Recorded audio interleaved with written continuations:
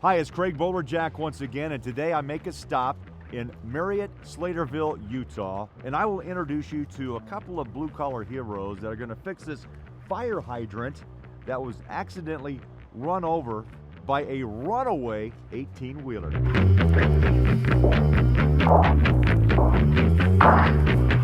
I came from the mud, there's dirt on my hands.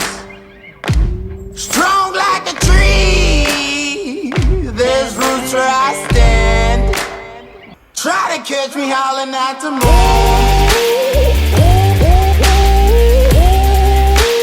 Try to catch me howling at the moon. Try to catch me howling at the moon. Try to catch me howling at the moon.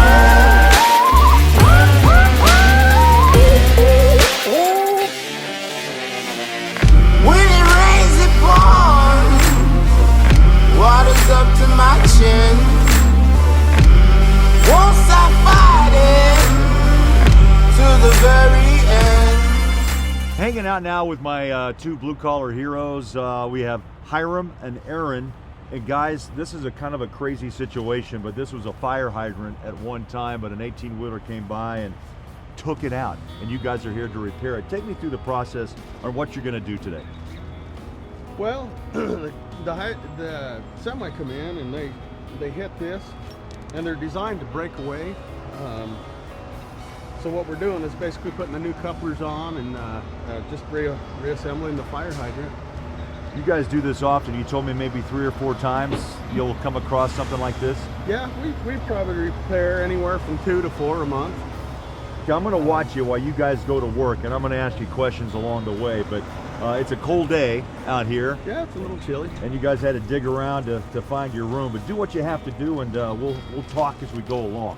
So the water actually, I can see it from down here, and then when the gauge or this is turned on, the pressure then comes up, right? Yeah, so there'll be another part that sits down on top of it, and you use a wrench.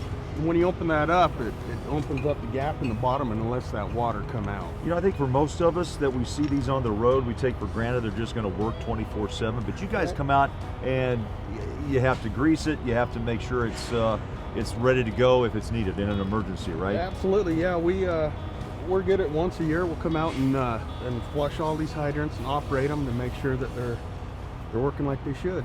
Brass bolts. A lot of these are particular to the hydrant. Some of them they've got, these ones aren't, but the top ones will have a groove in them, and they're actually made to break away. Aaron, tell me, you were talking about frost level. So this doesn't freeze out, right? I can see the water below, but it's low enough that it's not going to be, it doesn't freeze up during the winter months. Yeah, what they do is the stem goes down. Each hydrant has a different bury height on them. This one's a 4.5 foot, so 4.5 foot down is where the water level will stop when this hydrant is shut off. When you shut them off after use, there's a drain in the bottom of them that drains the water out. So it keeps these hydrants dry during the winter time. So that's why you have all the gravel here, right? With the yeah. And there's percolates gravel out. Yep. We're watching you guys do this. What's the time frame on just the repair? Oh, something like this, half hour. Half hour? Yeah.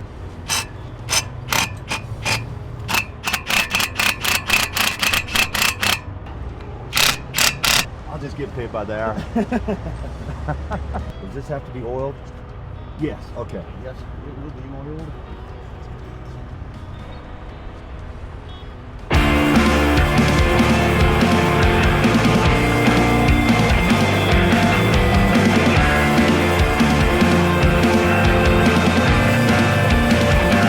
Well, we're going to let Hiram and Aaron continue their work here, and I just want people to know that, look, I know we turn on our water and we expect it to come out every day. These fire hydrants, we expect them to work every time they're turned on to help us in case there's a fire. These two guys make sure that we're safe, and these things run 24/7. So guys, thanks for having us out. You can get back to work. I'll get out of your way, and we'll see you next time on We See You.